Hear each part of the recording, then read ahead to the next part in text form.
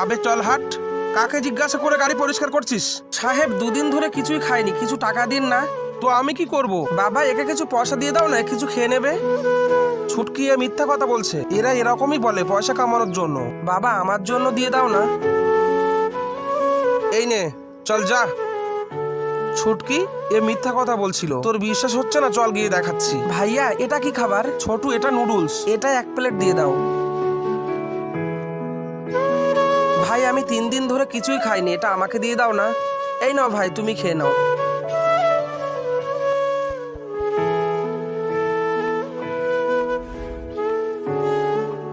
ভাই, ভাই, তোমার খিদে পেয়েছে? না না, খিদে পাইনি।